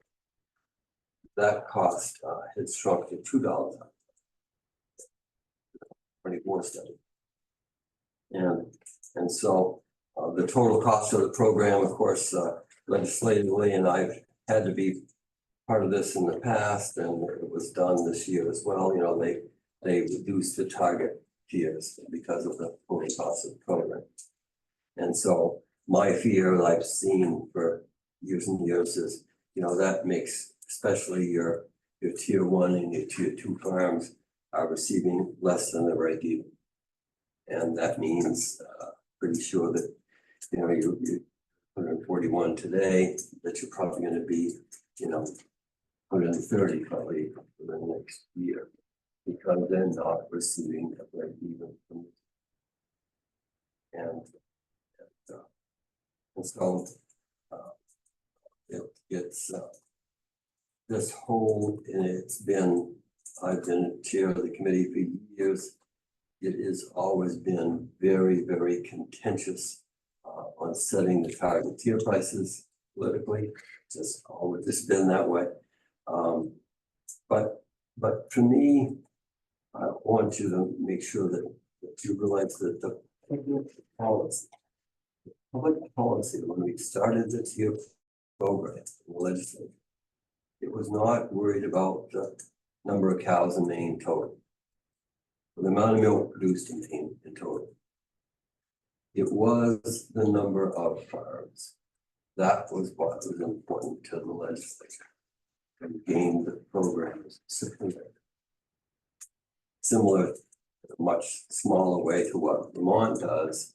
I don't know if they're still doing it, but you know, you're paid extra to pasture your milking cows in Vermont because it is part of their tourism, and that's a benefit to the state of Vermont. So, you know, my recommendations would be make the tier program, make sure that all farms get their cost reduction before some farms start getting monies in excess of their cost reduction. And it hasn't been the last year, but we've had several times in the last 20 years where tier 3 and 4 have been able to get a lot of monies when they're paid for a while as tier 1 and paid for a while as tier 2. That's something that Fred Hutchinson was not in favor of, but was part of it in order to get it passed. They say there's always two things you never want to watch being made. That's sausage and laws, and you know, essentially to that. But you know, let's make sure everyone gets their break even before some get in excess of their break even. Also, I think you need to look at the cost of reduction studies. Always, when I looked at the early ones and compared them with Cornell's, you could see the resemblance. We were always just a little bit higher than Cornell's in the various categories. And that made sense. Our growing season is shorter. But this last cost of study run, the tier 4 cost reduction in the last study was just, it didn't bear any resemblance to the cost of production study for that size farms done in the Cornell study. And so I think you always should make sure that the cost of production study should be done locally. But it should have some resemblance to the regular cost of production studies they do. But you know, the net effects, the vast majority, as I've got my list here from 2008, where we had 327 farms to 141, I guess, today. You know, the vast majority of those farms that have gone out of business. And so, you know, they can't, one thing I noticed, they can't be in Augusta. If you're milking 1,000 cows and you got 8 employees or 12 employees, you can be in Augusta every day lobby. That husband and wife, they're running the farm by themselves. They can't be in Augusta. They're home with their kids running the farm. So at 23 small farms purchased by, small dairy farms being purchased by big dairy farms, is where I was at when I stopped counting this 8 years. That's how many, I imagine it's over 30 by now that have been purchased by the large farms. And the other thing you're just starting to have happen, just I found out about it yesterday, but I think I'm afraid unless you change the system going forward, Roman Way Farm in Chester, Vermont, they milk 600 cows. And they were just purchased by one farm in Maine, and those cows are in Maine. You can have more of that with the larger farms exploding in growth. And yes, it helps our total cow number. But my fear is the next federal price crash, which I know that's coming, because it screwed up federal milking pricing system. But when that price crashes, the higher percentage of numbers of cows you have in tier 3 and 4 with purchases like this, it makes paying them at the tier 1 and 2 level for a while more and more expensive. And so then you have forced to go to maybe a 30% reduction, not a 25% reduction in everybody's price. So that the 1 and 2 tier end up way below their break evens and no longer in business. Twice when I was chair of the Ag Committee, we had the situation come forward where farms came to us, to a previous administration before last actually, and said that they did not want any more tier money. They didn't want to participate in it. They didn't need those funds anymore. And of course, legally, we cannot do that because it's one of the Supreme Court many rules was that its program has to be available to everybody. You can tier it, you layer it, but you can't say this farm, you know, you can't get any regardless. And so we kept those checks flowing because we worried about the legality of the program. Pennsylvania has worked very hard on milk in schools, trying to help everybody that way to increase consumption, chocolate milk in schools. I think, you know, throwing out a couple other quick ideas. I know there was 3 different dairy processing companies in Bangor. Whether or not that equipment has all been sold and stripped, I guess it has. I just wanted to throw that out, but you know. So the original, just to conclude, the original legislative goal was very interested in the number of farms, having farms all across Maine, having farms that were part of the tourism industry by pasturing and milking cows, taking their cows to agricultural fairs, giving school tours, that type of thing. And of the 15 to 16 farms in tier 3 and 4, they work very hard. They're doing an excellent job. They're growing operations. I know one of them that goes to one agricultural fair.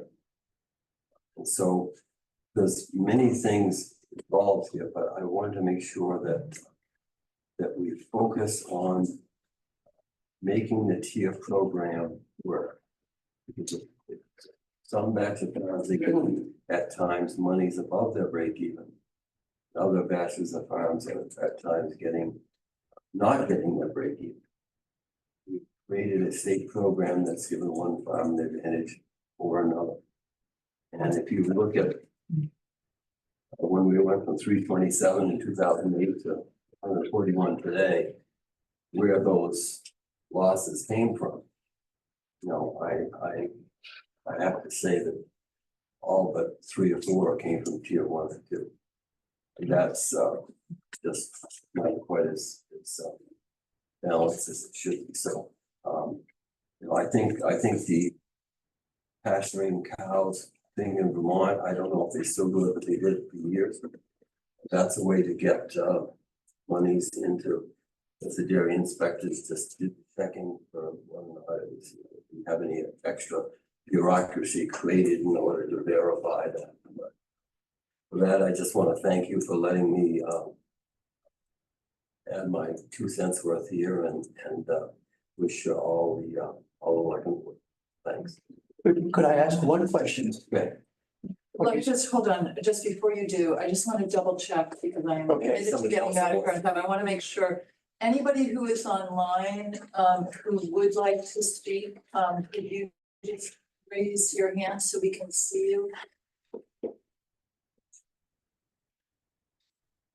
Yes, yeah, I'm gonna hold your question just for a moment.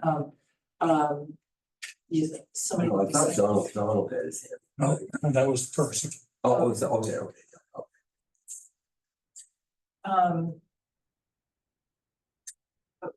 Fine, so give me 1 second to just check here. I'm gonna hold your question and have you talk offline if you would, just so that we can keep you all. So what I had at the end of the agenda was identifying other resources that were or other information needs. Some of these have been identified over the course of the meeting, and so we'll pull those forward and get what information we can into the next packet before that next meeting. But anything else that, as a result of today's conversation, that occurs to you that you want to make sure we figure out a way to get, it would be helpful to know that.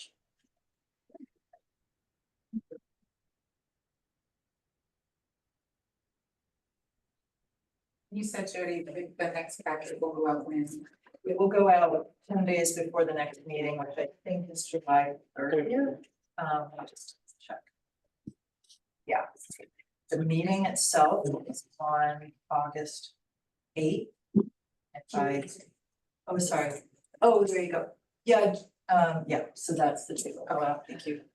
Jenny, go right ahead.